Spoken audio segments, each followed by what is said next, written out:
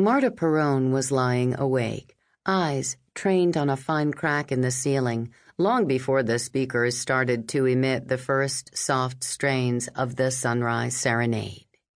It was a cheerful, rousing, but not overly obnoxious instrumental number, heavy on the flute and piccolo, that increased in decibels as the ceiling lights brightened, so that, this according to the Outer Limits brochure, waking is as stress-free as sliding into a warm bath.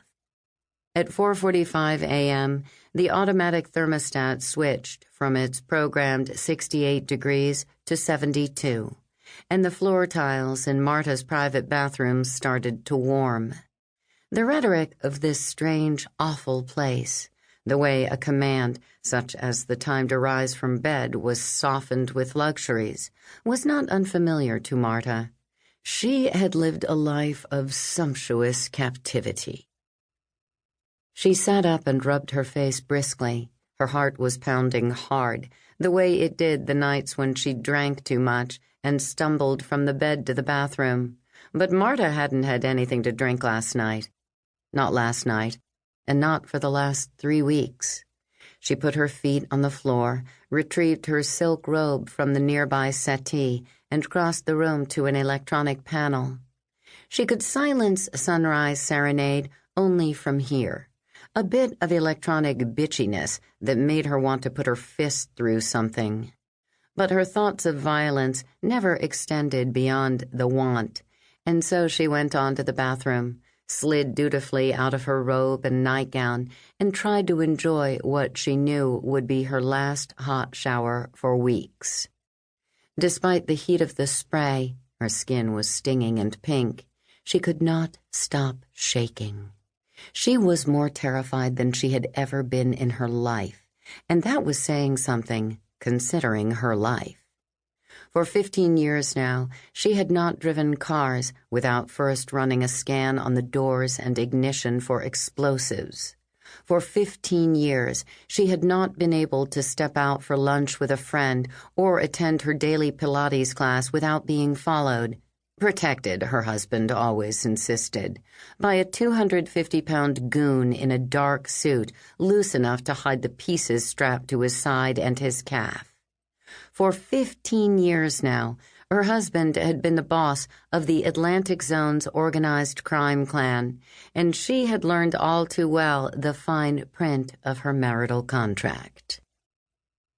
Toweling off, she was racked with a now familiar churning in her gut, and she dropped to her knees in front of the toilet, lifting the lid just in time to expel the meager contents of her stomach. Recovered, she stood in front of the bathroom mirror, stiffening with shock at the sight of her bald head. David would be horrified. He would make her get a wig until her hair had grown back in to a respectable length. And even Marta had to admit that this was not the best look for a woman of her age, that she, unlike the frankly stunning young woman with the ridiculous pop-singing boyfriend, mixed race she must have been, with all of the gifts, luminous, vaguely Asiatic eyes, clear, nearly poreless light brown skin, such an ancestry might bestow, could no longer accentuate her beauty by radicalizing it. Not that Marta had ever dared to radicalize her beauty, even in the bloom of youth. No, Marta's face was drawn, hollow-eyed. Her eyebrows had thinned and lightened so much that there was nothing to temper the shock of her hairless dome, so that, if she blurred her eyes, the image was not of a woman, but of a skull. Trembling, she uncapped a pot of red elastic face cream. A 50-gram container cost as much as a replacement stamp, and applied dabs to her face and neck using the soft pad of her ring finger. Then sunblock. What a strange, almost lovely sensation, working the cold lotion into the skin of her scalp.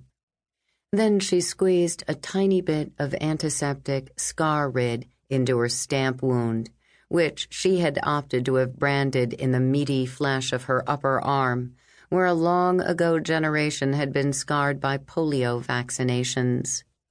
The disfigurement scared her the most, more than her uncertainty about how well she would be able to keep up with the other, mostly younger travelers, more than her anticipation of David's reaction upon her return, more even than the fear of death, though she would rather not meet her end in some slow, horrible way. Her only capital had ever been her looks, and later her status as wife to David Perrone and mother to David Perrone's twin sons. Heir and a spare, David had joked. At least she took it then as a joke, upon their birth. Age had taken away much of that capital, but she was still a handsome woman, a woman who was respectable on the arm of a man like David, no matter whom he kept out of sight and on the side, and she was loath to compromise that. Though there was a part of her that wondered what it would be like to come back to her husband visibly battle-marked. "Could you have done this?"